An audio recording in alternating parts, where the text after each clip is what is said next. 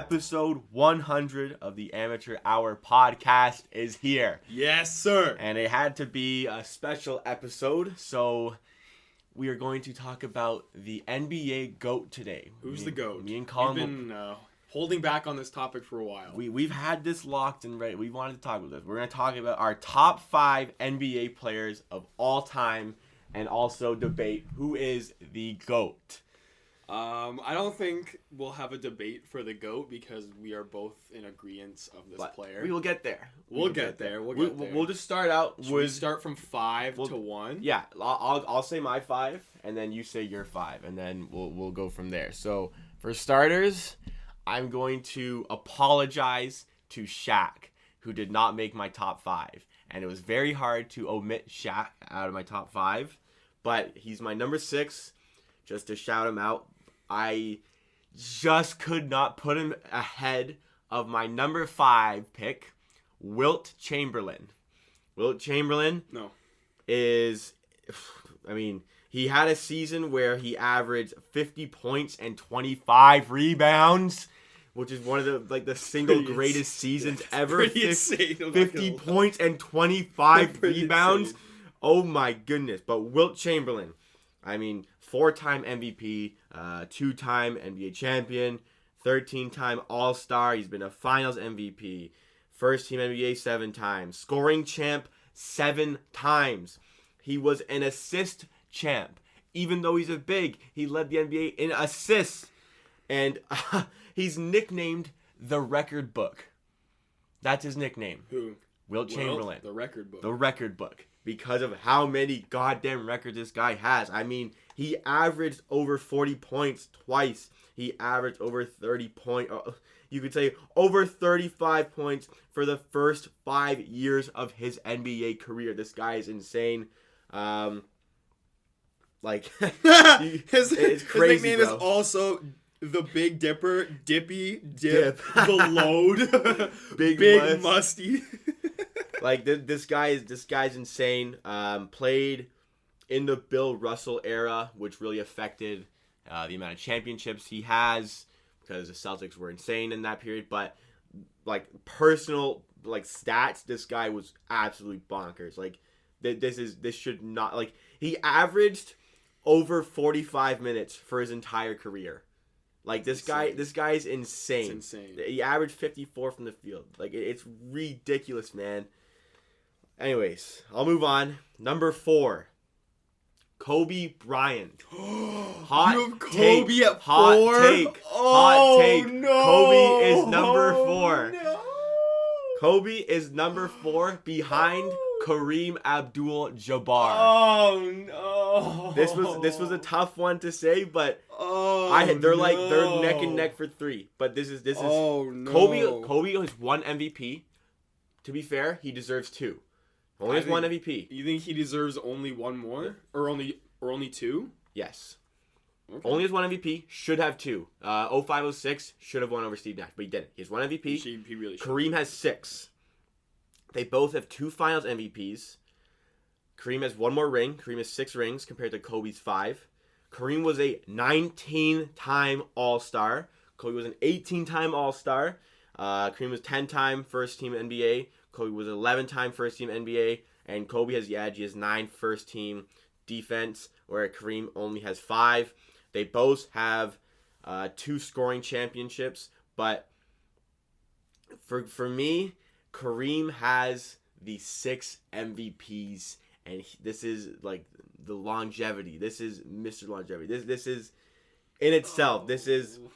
He went till he was 41, and he was putting up high quality numbers until he was 38. Kobe Bryant, in the latter stages of his career, really affected the quality of the Los Angeles Lakers because of how many shots he took, because of some of his inefficiencies.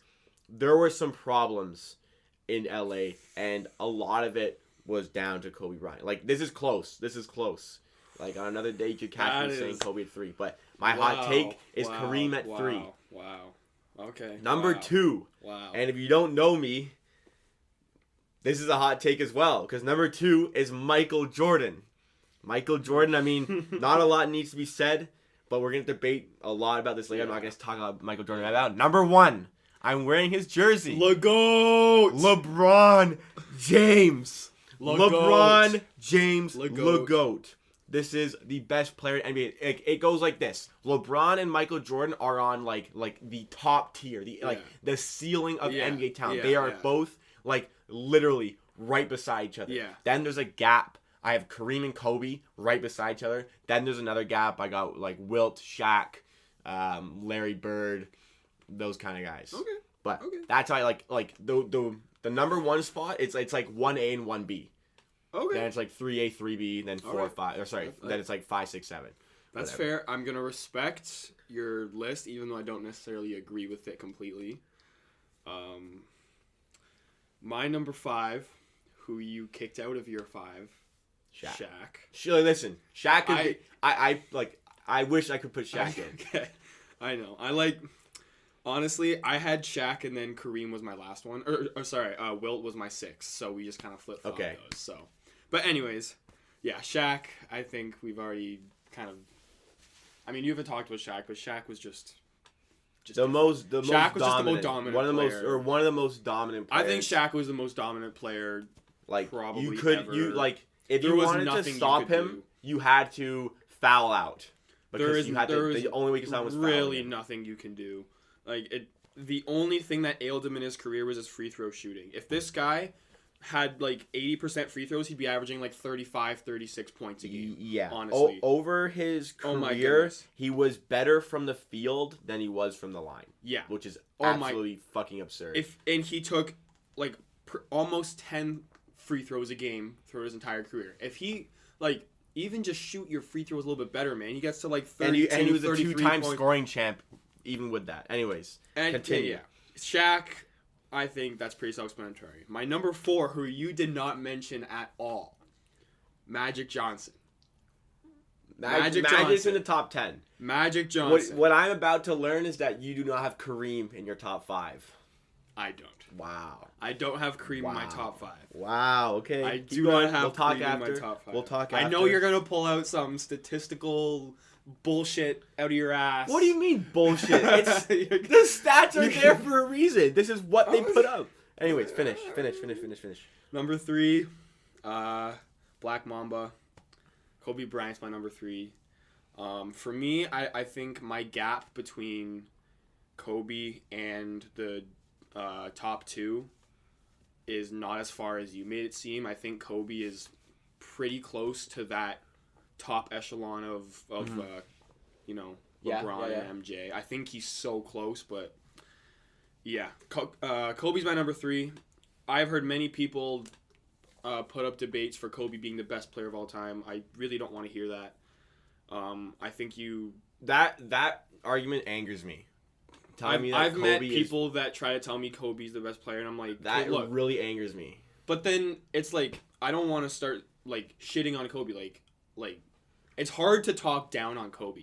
You know what I mean? It's hard to... when you're talking in terms of this discussion, you gotta be really picky. You have to be, yeah. Because there's really not many bad things you can say about any of these players. You know what I mean? They're the greatest of all time for the reason. You gotta be this is top 5. Yeah. Of all time. You have to be super picky about what you value in a basketball player, whether it be accolades, stats, whatever, or versus how dominant, how skilled, how... You could argue championships. How great. You could argue longevity. You could argue so many stats, different people records. So many people place more importance on different aspects, right? You might meet a person who is all about the rings.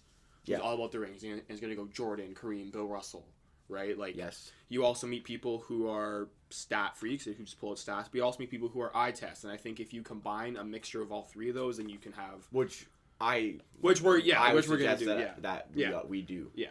So my number 2, after that kind of little sidetrack there, Michael Jordan.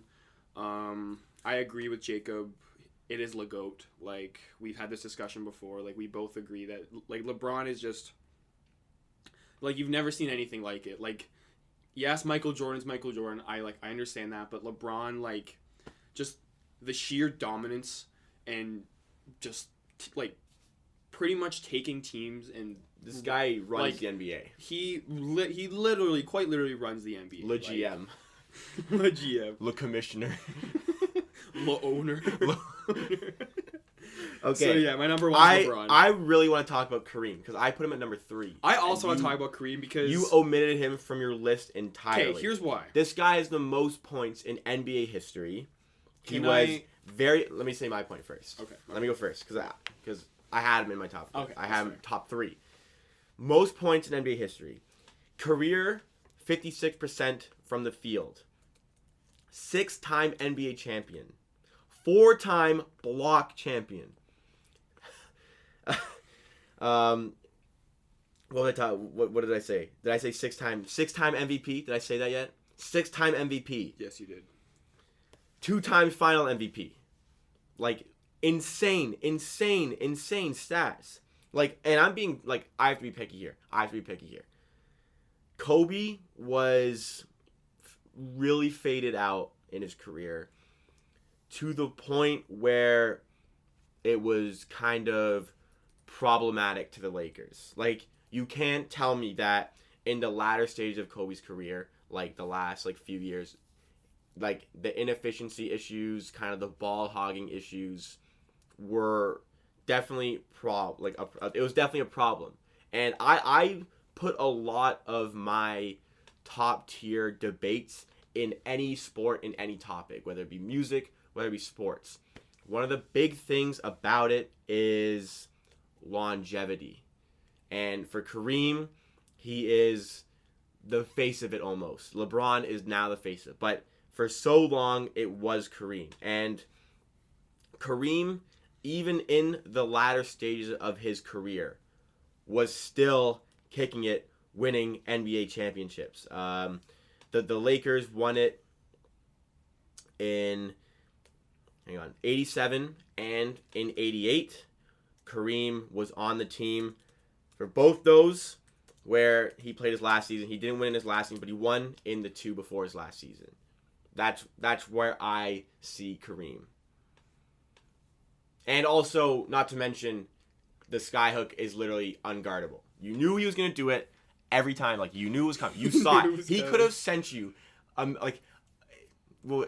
the era, he could have mailed you before the game. He said, "I'm going to do the skyhook on you." And he would let you know. He could tell you, "Hey, man, I'm about to do the skyhook." And you would not be able to stop him from doing it still. You knew it was coming, but he still did it every time, and you couldn't stop him. The least guardable move ever. You could not guard that. He could send you a report of what he's gonna do to you. Exactly. Anyways, give me your take on Okay. Kareem. I'm very interested to hear All right. this. So, Where do you have Kareem, first of all? Where do you have him? Not far. Probably 7, 8. I haven't really thought about that Okay. too much. He's I'm not. I don't want to shit on Kareem. Picky. I can't shit on Kareem, man. I kind of shit on Kobe. I think Kobe's he's top 5. Okay, I don't want this to come off like I'm talking bad about him, but for me, Kareem, I think he just fell into the right place in the right era, right? He started in the 70s. He's 7'2". Nobody in the 70s is 7'2". Obviously, it's not all just your body size. He's one of the greatest of all time for a reason. But I'm saying that kind of dominance, I think you have to take a little bit with a grain of salt just because of the era that they played in, and that's partly the reason why I didn't have Wilt in my top 5. It's the era. The competition was not up to par of what it is today, of what it was in the late 80s, 90s, right? I think those players who were gifted athletically took advantage of that, which they rightfully should. Obviously they should. And that's what helped them thrive. I think, obviously he's a great player, but I just think those things you have to take into consideration when you're judging the GOAT debate, because a lot of these players, right, LeBron, MJ, Kobe, all the guys in my top 5 have been playing, right, 80, mid-late 80s on, because that's when I think players really started to grow and the league started to grow. And people were getting smarter in science and technology in terms of sport and like performance, that has all been, you know, increased. And I think that like that really shows as like a testament to how great the players are today. And again, that's not, you know, like I'm not talking shit about like Kareem, like I'm not like putting him down for anything, but that's just the reason why I don't have him in my top five. You just think you needed more skill to thrive in the later NBA than you did in the early NBA. You need a lot of like, you pretty much said it like how it's difficult to argue on the behalf of players that you never saw play.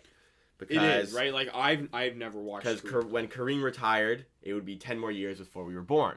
So it's difficult to really make a big case because a lot of it is down to eye test. But like I have Wilt because those stats are absurd. Those stats are absurd. That is, those like, are just ridiculous. I remember like the one day you and me were going through Wilt Chamberlain's stats, just like looking in awe, like what the fuck was this guy on?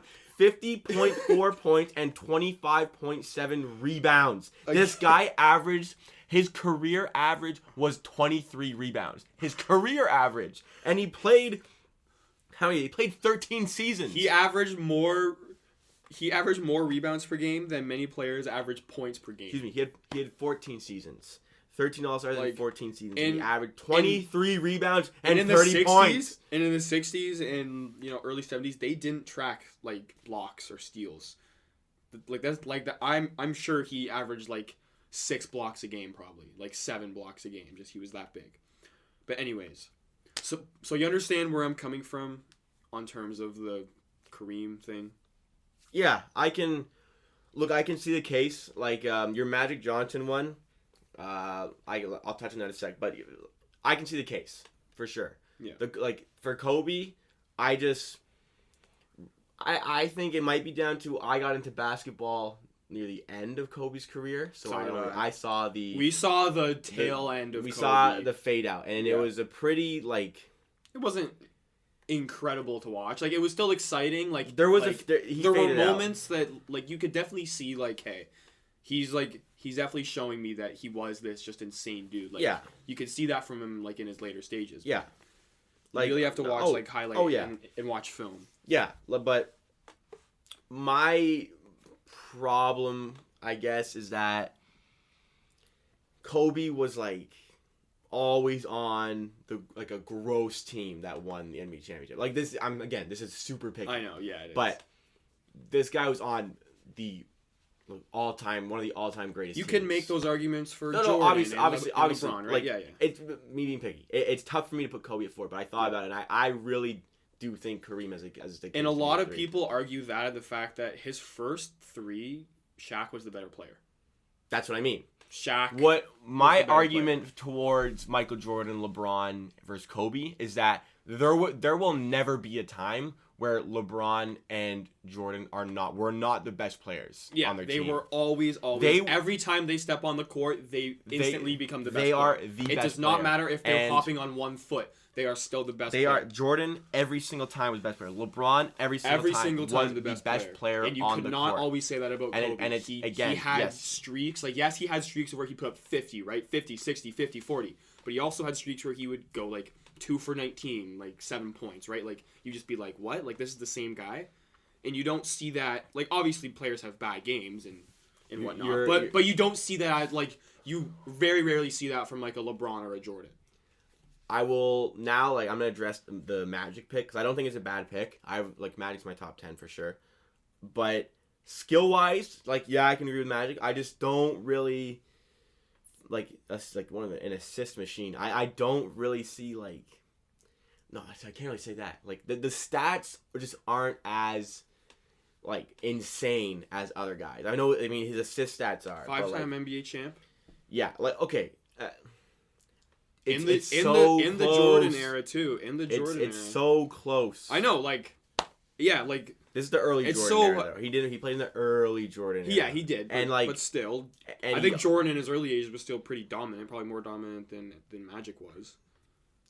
To a degree, I guess he stunted Jordan from winning championships in his early years to a degree, but yeah, I can see this. I can see this pick making sense. This guy super talented, he has monster at the point guard position. And very recently, he's been the epitome of the big guard, like the Ben Simmons, right? Like of the point forward. That's what I'm looking for. Like the point forward, right? Like a Giannis, like obviously not to that degree, but like the big guy who can run the floor. Doncic, right? Like Ben Simmons, LeBron. Magic Johnson was kind of like the first guy in that sense. And I think that's pretty substantial. I can. He started out his career playing center, and then he moved to point guard. Yeah, I can agree. Like again, I can't I'm a little confused that you don't have Kareem in your top 5, but I can allow what you have. You had who did you have at 5? Shaq. Oh yeah, you had Shaq. Okay, again, I almost put Shaq at. I have 4 Lakers players in this. Insane. Yeah, it's pretty insane. But okay, we'll get to the meat and potatoes. We'll get to LeBron versus Jordan. Here is what this is the deciding factor for me. Take people to school, Jacob. Well, I can't really look. I can respect the opinion that Jordan is the GOAT. Like if you argue Jordan's the GOAT, I can respect it. I won't If we're having that discussion, I'm not going to be like, oh, what you're. If you tell me Kobe's the GOAT, I'm going to tell you you're an idiot. Yeah. If you tell me Jordan's the GOAT, I can be like, okay, I can understand that opinion. In first year, I met a guy who was a huge Kobe fan, and I always got into debates with him. And it just never got anywhere. But I'm like, man, you're so dumb. These debates typically don't get anywhere. No. But here is... It's a good thing that we're in agreement here. This is the deciding factor for me. LeBron has the unparalleled ability to make every other player way better. Every other player around him on his team way better. Just to a whole new level. Agreed. And here is, it's hard to prove that. But here is, there's no, stat. Here is my... proof, kind of. So when Jordan retired for the first time in 1993, the Bulls, without Jordan, went 55-27, third in the East. Still really good. Yes. The next year, 47-35, still good. Still fifth in the East. Team. They were still good. Without Jordan, this team was fine. Yep. Jordan brought them to the level to win the NBA championship, but this team is fine without him, right? Mm-hmm. LeBron. His last year at the Cavs, the first time he was there, they went 61-21. Mm-hmm. The year he left, with no significant player losses other than LeBron, they went 19-63.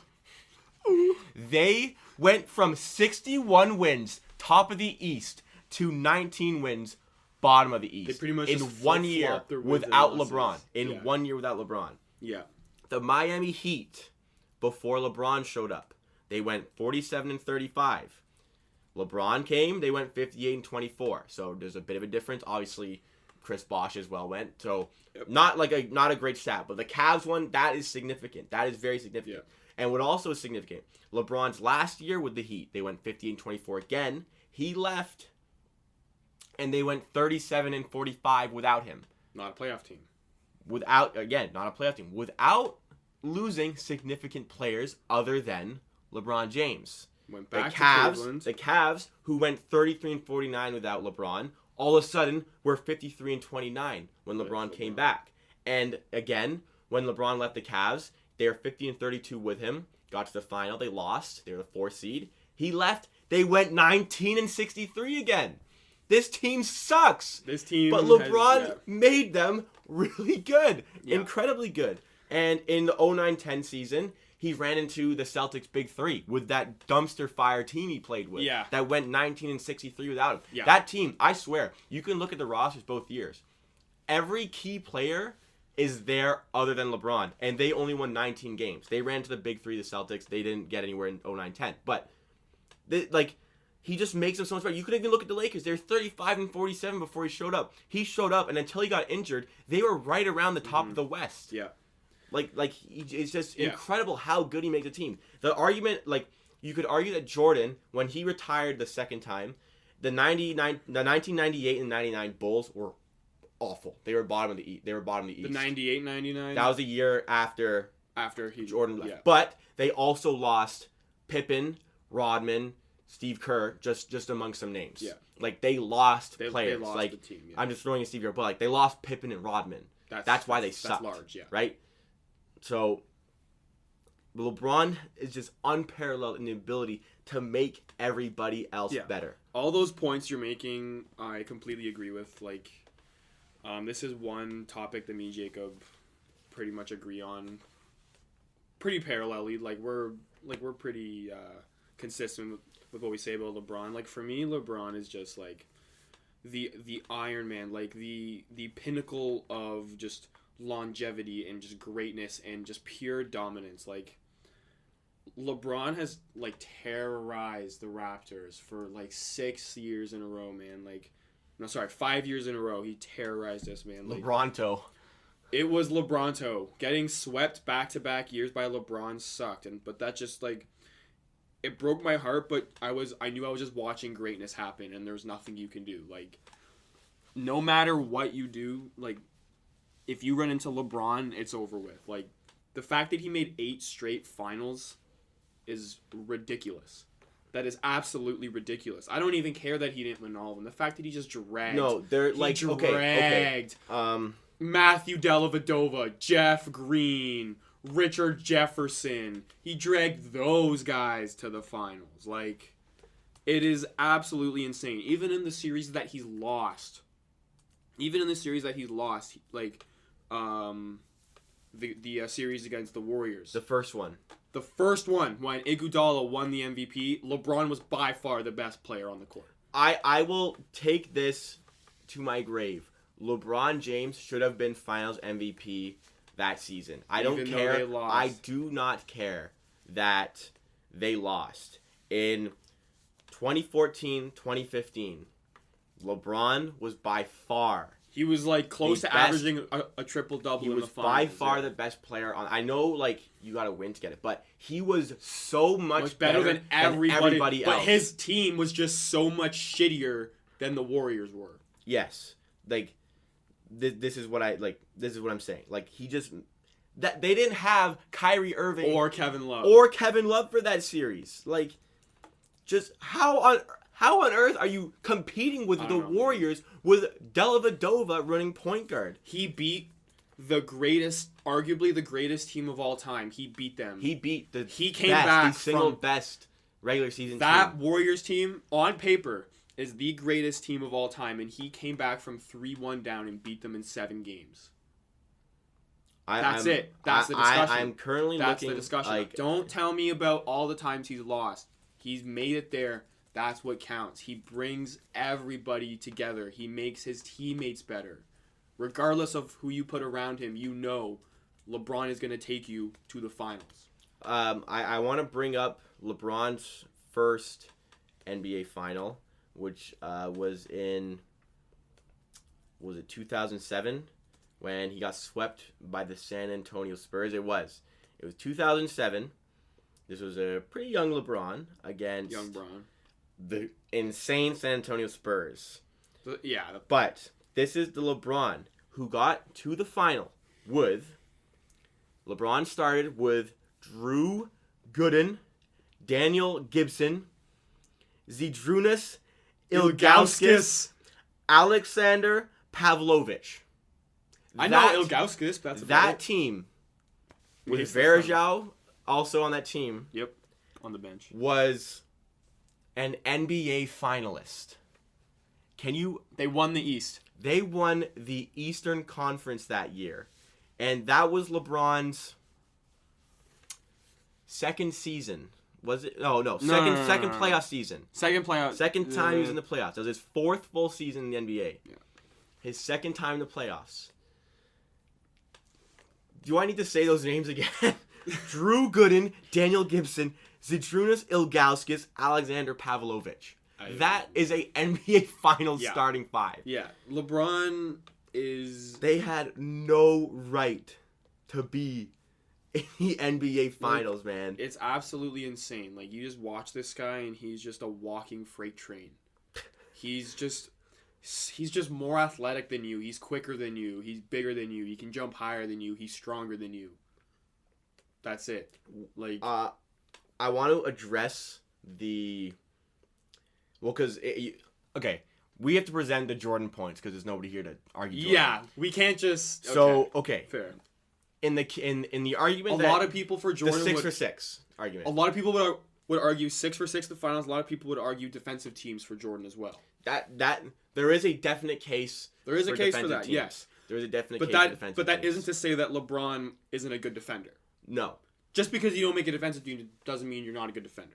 It just means that you had a great defensive season and you were picked among like LeBron. A small handful. It has 5 defensive first teams, 1 defensive second team, but MJ's got 9 first team defense. No second team defense. So 9 first team.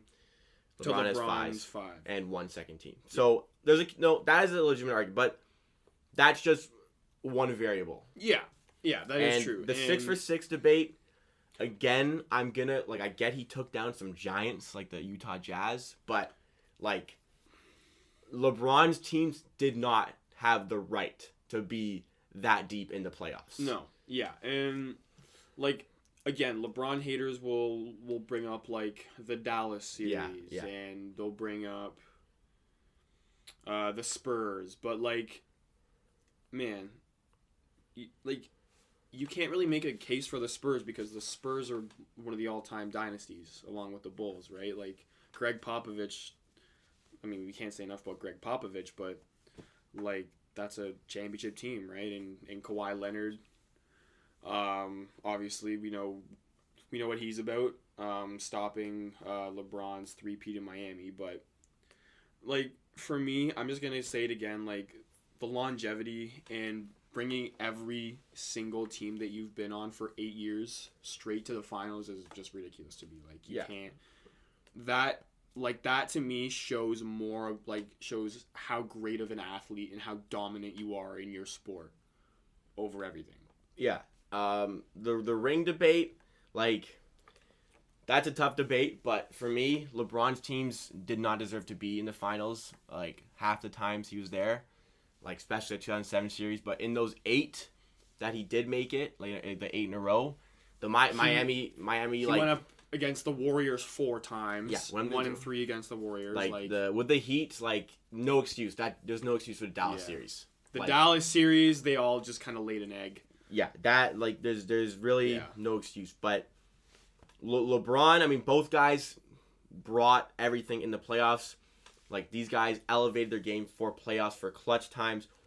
Another argument is Jordan is a higher scoring player in terms of points per game.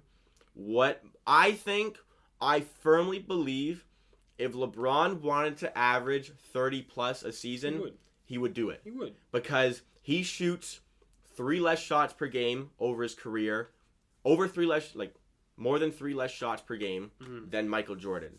And I mean, obviously, this is another picky argument, but LeBron is higher in total rebounds per game and assists per game by a good amount.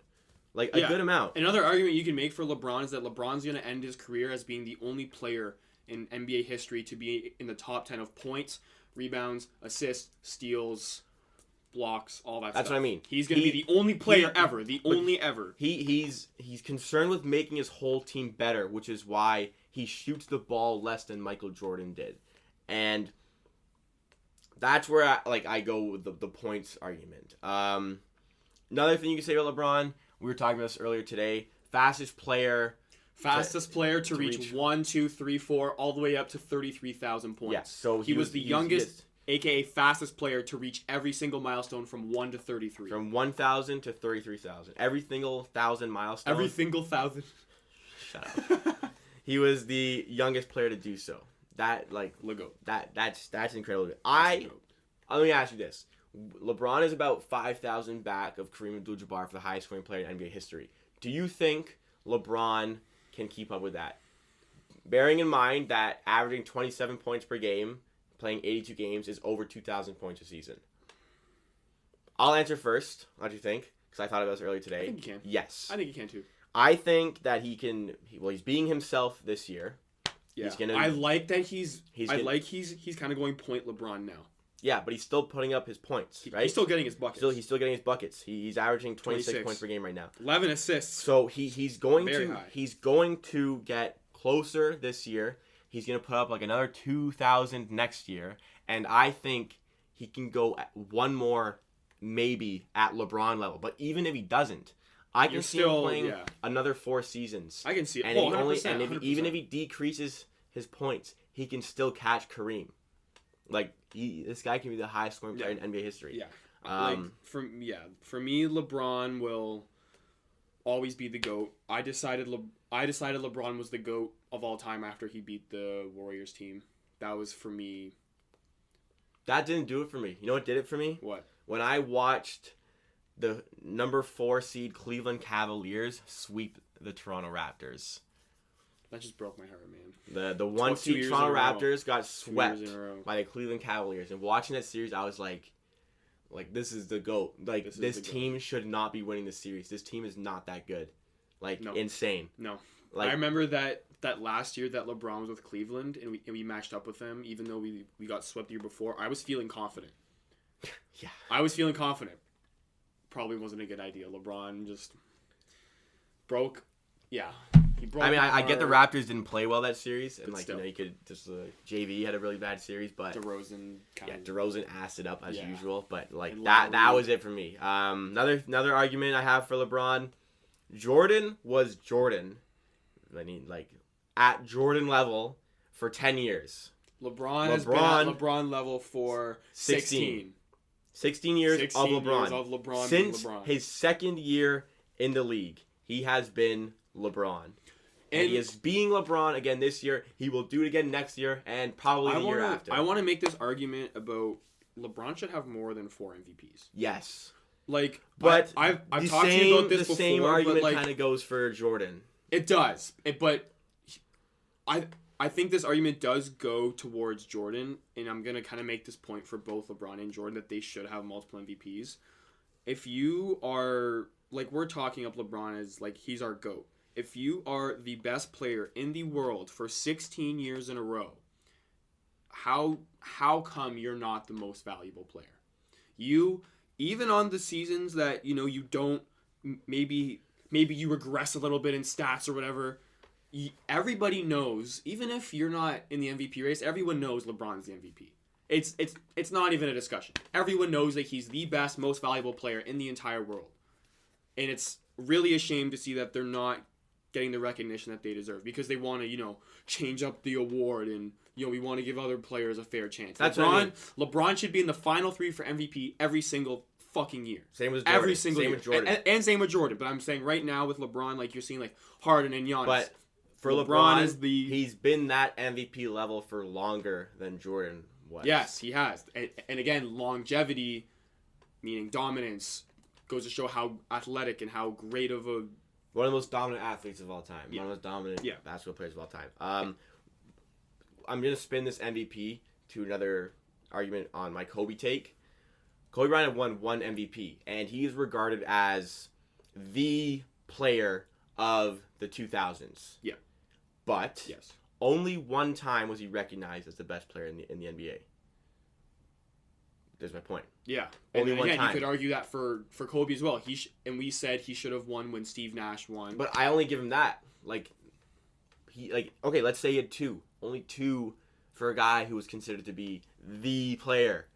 But he wasn't even the best player on his team when he won his first 3 NBA titles. And again, we're being picky, but that's one thing. That's picky. That's my argument. That's one argument we can say back for, to LeBron, for Jordan, not having Kobe being at number 1. LeBron, I mean, it's so close. It's so close. Yeah, again, for me, it's LeBron and then Jordan a millimeter under him. 1A, 1B. 1A, 1B, and then Kobe's Kobe's got some. Kobe's not on the wavelegth. He's maybe an inch away from Michael. And it's a little bit bigger for me in that case. If I could draw it out, I'd be able to show you guys what I mean. But yeah. But we'll sum it up. We've said everything. I'm gonna sum it up for LeBron. LeBron makes everybody better around him more than anybody's ever done. He does everything on the court for his team. If he wanted to be a scoring champ, he could have done it. Best player in the NBA every year for 16 years. This is the GOAT. The GOAT. Yeah, number 2, Michael Jordan. If you're a Jordan fan, I'm sorry. but he's our number 2. Please feel free to let us know what you think, because This one could get heated. I feel like this one. I feel like the comments could erupt a little bit, but yeah, I mean, it's kind of weird talking down on Jordan as being the number 2. Like, it's like, oh, he's not number 1. Like, he's number 2 because of this. Like listing off. Yeah, all his best. you gotta be really picky. Yeah.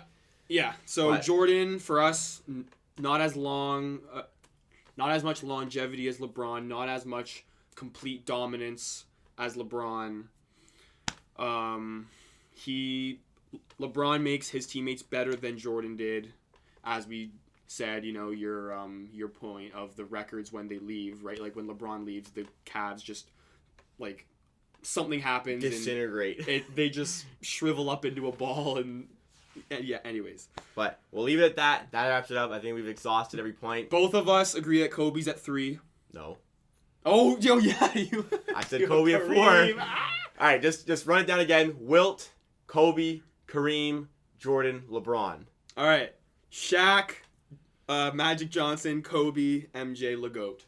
And that wraps it up for episode 100. We keep it 100. We keep it 100. We have kept it 100 since September 20th. That's the last time we missed a day of an episode post.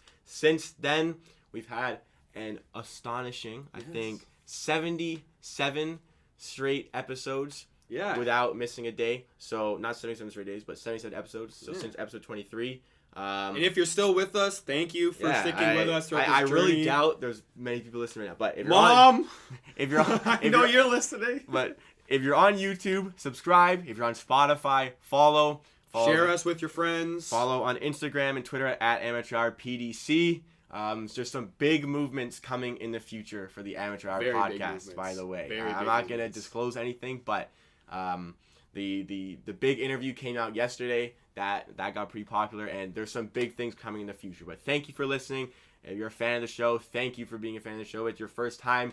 Maybe check out other episodes and stick around for more content in the future. Every single day. Daily content, boy. Thanks again.